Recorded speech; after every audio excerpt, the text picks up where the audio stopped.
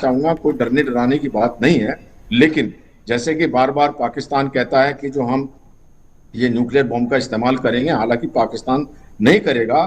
जो वो करेगा फर्स्ट, जो फर्स्ट में होते हैं टेक्निकल न्यूक्लियर वेपन, और टेक्निकल न्यूक्लियर वेपन का इफेक्ट बहुत थोड़ी सी जगह में होता है।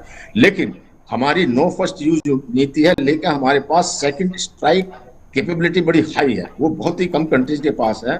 अमेरिका, रशिया और चाइना हमारे पास में भी सेकंड स्ट्राइक का मतलब हम एकदम इतनी न्यूक्लियर मिसाइल छोड़ेंगे, हमारी अरिहंत जो सबमरीन है उससे छोड़ देंगे, समुद्र से छोड़ेंगे, हम जमीन से छोड़ेंगे, एयर से छोड़ेंगे कि पाकिस्तान बर्बाद हो जाएगा। तो पाकिस्तान को 100 बार सोचना पड़ेगा ऐसा एक्शन लेने के।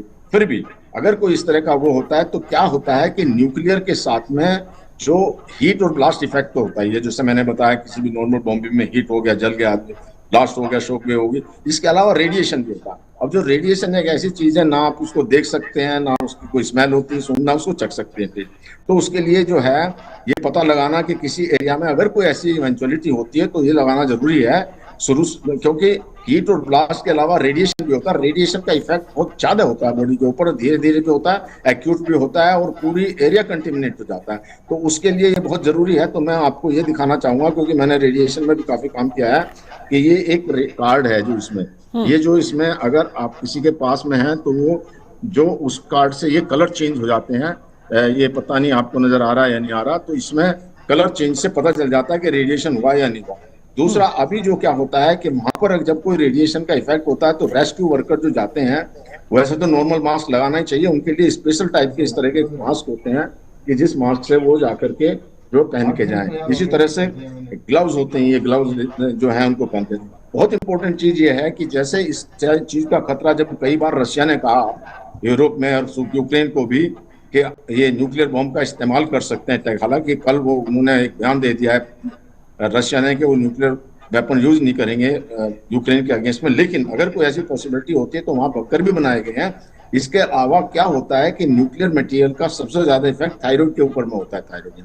तो थायराइड के लिए बचाने के लिए पोटेशियम आयोडाइड की जरूरत होती है। तो ये पोटेशियम आयोडाइड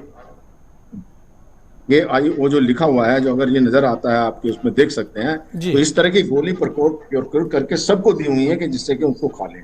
इसके बाद में और बहुत सारे इंतजाम होते हैं, जैसे बहुत सारी इस तरह की गोलियां हैं जो वो डॉक्टर्स देते हैं, उसको किया जाता है। और तो और अगर इसके अंदर में कोई ऐसी बात हो जाती है तो स्पेशल ये रेडिएशन के लिए कंटामिनेशन किट भी होता है जिससे किया जाता है। और जो रेडिएशन अगर चला जाता है तो एटमोसफेयर में फैल जाता है। उसमें क्या करना होता है कि आपको घर के अंदर रहना है, रेडिएशन से दूर जाना है। और जो रेडिएशन में ना किसी को खाना, ना कभी कोई सिगरेट पीनी है, ना पीना है, क्योंकि रेडिएशन पार्टिकल रहते हैं एनवायरनमेंट के अंदर जो बहुत दिन तक चलते रहते हैं, उससे बचाना बहुत जरूरी है। और तो और सब्जियां, दूध, ये भी कंटामिनेट हो जाते हैं। अगर मान लिया कोई फल है जैसे केला है, वो अगर कंटामिनेट हुआ है, अगर उसको लाया जाए तो लाने के बाद में उसका छिलका उतार दिया है तो कंटामिनेशन के पार्टिकल चले जाते हैं। इसी प्रकार से जिसके अंदर में रेडिएशन मटेरियल घुस जाता है तो उसके यूरिन में भी जो है वो रेडिएशन तक जो है वो आ जाता है। और रेडिएशन आने के बाद में ऐसे व्यक्तियों का जो यूरिन, जो ये मेल फीमेल के लिए है, ये मेल के लिए है, उसको यूरिन को भी दूसरी तरह के उसमें इकट्ठा किया जाता है। तो इस प्रकार से हमको इन चीजों के लिए भी तैयार रहना बहुत जरूरी है। और ये इसमें पैनिक होने की या घबराने की बात नहीं है, चांसेस बहुत कम है, क्योंकि हमारा जो है हमारी कैपेबिलिटी बहुत हाई है।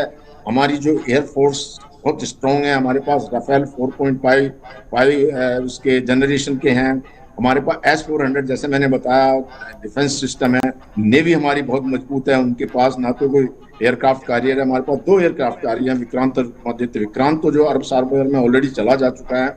हमारे पास डेस्ट्रॉयर है जिसमें कि INS सूरत, वो ऑलरेडी अरब सागर में है और उसने मिसाइल टेस्ट भी कर ली, ब्रह्मोस मिसाइल का टेस्ट करने के बाद में। और इसके तो हमारे पास 7 डेस्ट्रॉयर है, उनके पास कुछ भी नहीं है। तो उनकी ना सेना हमारे सामने टिक सकती, थल सेना, वायुसेना, जल सेना। लेकिन फिर भी ऐसा तो होता है, जैसे मैंने बताया, मान लिया वो 100 हमारे बाहर जाते हैं तो एक उनका भी जा सकता है। तो ऐसी स्थिति को का जो है देखने के लिए ये मॉक ड्रिल का आयोजन हो रहा है। अच्छा बंसल साहब, आपको लगता है कि अब ग्राउंड पर एक्शन लेने का समय